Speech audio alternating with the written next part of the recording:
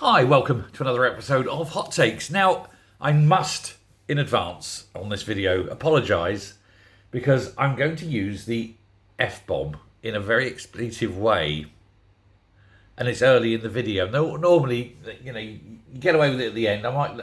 But I've got nowhere else to go. I've literally got nowhere else to go. I can't think of other words. So let me just read this.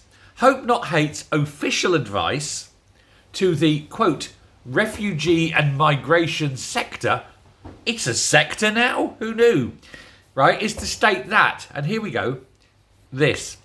There is no evidence to suggest that men from a particular racial, ethnic or religious group are more likely to be perpetrators of gender-based violence. And here we go, to suggest otherwise is racist.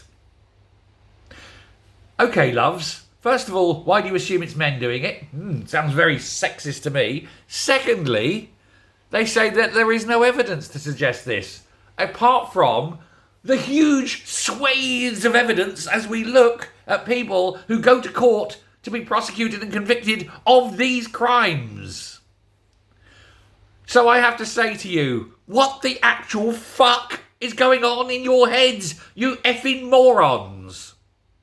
Of course there's evidence that this is happening. We see it with our own eyes. We see it through statistics, not my statistics, not invented statistics. Government actually published statistics.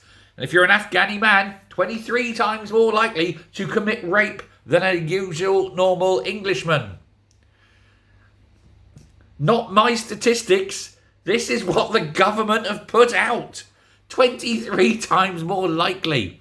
They're saying in a 2023 guide that's aimed at organisations or individuals in the refugee and migration sector who are concerned about allegations of gender-based violence being linked to anti-migrant sentiment in the community. That's why there's anti-migrant,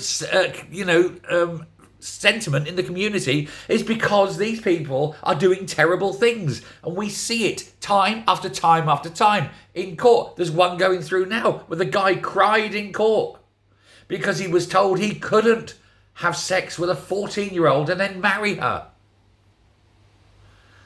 What is on the minds of these people? I tell you what their problem is. They live so removed from the issue.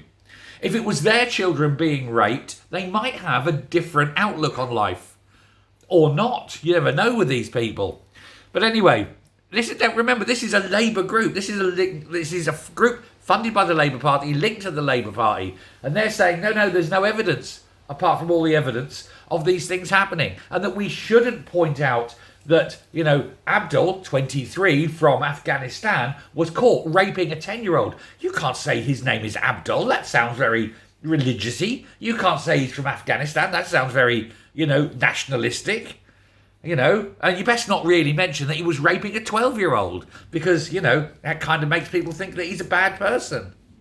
That's what these guys are doing. We've got to treat Hope Not Hate for what they are. Apologists for child rape. And that's it. If they are Hope Not Hate, they are pro-child rape. Deal with it, boys. Thanks a lot. Bye.